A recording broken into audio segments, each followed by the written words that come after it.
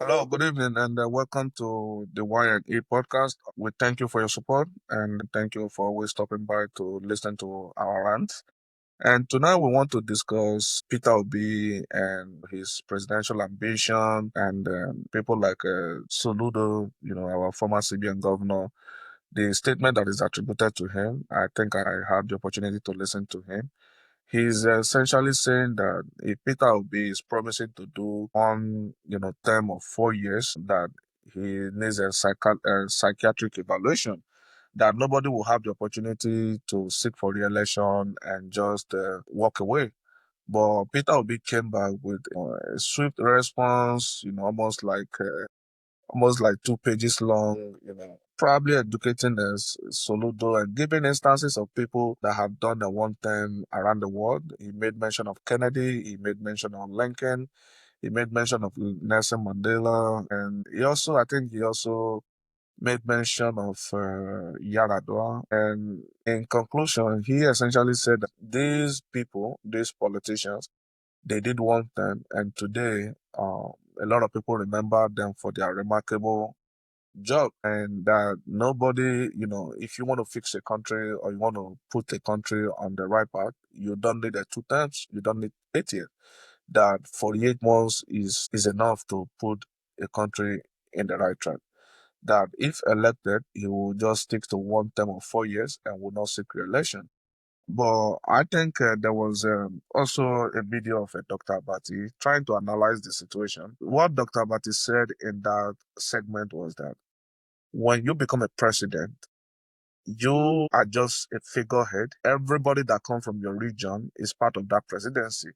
So I think what he was trying to say is that even if Peter Obi, as a person, do not want to seek for re-election, people will begin to talk to him, will begin to advise him.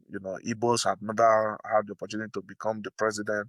So now that you have this opportunity, do not throw it away. Let's complete our 8 years before we return the power. But I don't know if, well, hypothetically, if he becomes the president and he's sticking to one term of 4 years, I don't know how he will be able to, navigate all of this. We are not also sure if, Soludo's attack on Peter Obi is about politics or he's being reasonable. So all of those things is what we want to look at. What do you think? Yeah, if Peter Obi says he's going to run for 4 years or he's only going to run for one term, yeah, I think we should believe him. We should trust him. It's proven thus far that he's a man that can be trusted, and you need trust in the seat of leadership.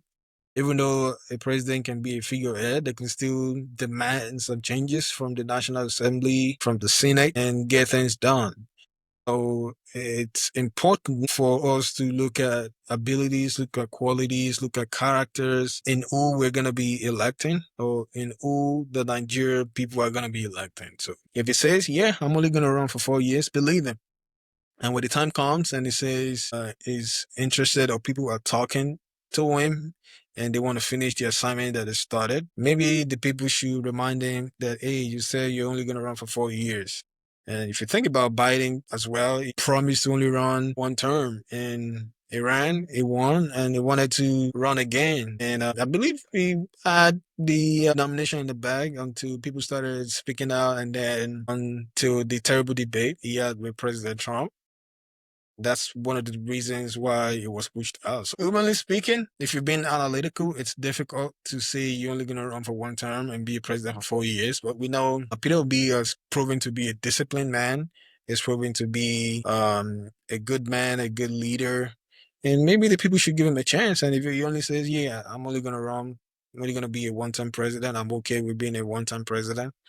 Yes, he should be a one-time president. And if he wants to change and say 48 months is no longer enough to finish what they started. Maybe the people should remind him and let him know, hey, now you're diverting from the promises you made. And we should also rethink the constitution of electing president for 8 years in the North and for 8 years in the South. I believe it should be about competency. If you have people that are competent, regardless of which region they're from, regardless of which state they're from, they should have the opportunity to lead the country if they're able to deliver results, if they're able to show that they're fighting corruption, they're changing the systemic issues that we have, they should have the opportunity to run for either 4 or 8 years.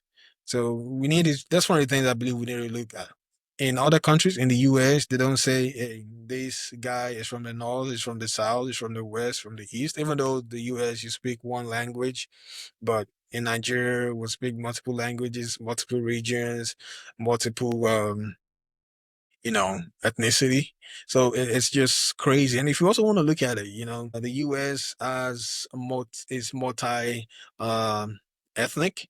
We have people that are African or Black Americans. We have Caucasian. We have Latino. We have, different people from, Asian countries and Asia continent. But they don't say, yeah, we've had Black president. Let's have an Asian president. Let's have a Caucasian president. Let's have a president with origins from India. So they don't really speak like that. So maybe we need to also change our mentality towards this and not just solely rely on the regions to choose our leaders. It looks like over the years, this hasn't really paid off. He hasn't really given us what we needed. 8 years of Buhari was a waste. And, Tinubu's already at it. He's completed 2 years and we haven't seen any significant change. So things are just getting harder day by day. So maybe it's the people. Maybe if the people that are there demanding change and they want to truly change the system, maybe they can work at it and hold the people in the Senate, the National Assembly, hold them accountable and try to get them to do the right thing for the people. Yeah, that's accurate description. I also think that just like the U.S. is not ready for a female president or a woman president, I think Nigeria is not ready for Igbo president. And I think we should say it as it is and not will not shy away from that conversation. I think that is what is happening. Nigeria as a country is not ready for Igbo presidency. And I can see why they are not ready. I think the fear is that if an Igbo man succeeds in becoming a president, there is a very high chance that they will split that country. I think that's popular belief of some people, especially people from the northern extraction. I think they believe that Igbos will succeed in splitting the country. And to be very honest with you, despite the fact that I advocate for free movement of people, that I always condemn why the colonial masters balkanized Africa, divided Africa into smaller pieces for their personal gains. I strongly believe that Nigeria as a country will do much more better. We will relate with each other much more better if we split up the country into four. Some relationships are better respected, they are better, they thrive better from afar. If you live with somebody, the quality of the relationship may may be lacking or may dwindle compared to if you live far from them. I have a very good experience with this. My sister, I lived with her for almost the better part of my life. Though I was a lot younger, but the relationship between us, I can confirm that, the way we interact, the way we relate to each other is much more better now than we related at that time. So I think sometimes distance is good. And for that reason, I think Nigeria, if they split up or go back to regional government, I think we'll fare a lot better because the sentiment that an Igbo man cannot be president in Nigeria is even troublesome. And you made mention that in America there is no, somebody from the West Coast, East Coast should be the president. Nigerian democracy is not there yet. And if we leave it to chance for the best brain to become the president, we'll end up having a president from just one section of the country, maybe due to their population or due to their fake population. Because in a very long time, Nigeria has not done census. We don't even know how many people we have in the country. That just everything we do in that country, the budgets, everything eyeball it. We eyeball it. We are not even sure how many people we have. We are not even sure, how many pupils will be entering school for the first time. We just eyeball everything. Okay, I think we should need 100 billion for education. I think we should need this for this. I think we should need 20 billion for healthcare. We don't even know how many people we have. We don't know how many handicapped people we have. We don't have no. our aging population. How many people are above 40? How many people are above, that is nearing 100? How many people that is close to 70? We don't even have that. We don't even know our labor force. We don't know the people that are ready to work, like people from 18 to like maybe 30 years. We don't know. Everything we are abolished. So for a very long time, the North has always claimed that they have a political population. They have population to determine or decide who becomes the president. So if we leave it to chance and say the best person should win, I think we'll end up having people from the north because they probably know how to manipulate the system and then how to do everything. So for me, yeah, I can see why people are concerned that Peter Obi may not stick to that 4 years. Once you test power, although he has been governor before, so being president will not be the first time for him being in government. But power is just somehow it turns the weakest person to to something that people have never seen before. So I think if he's saying that he will stick to 4 years, I think people should give him a chance.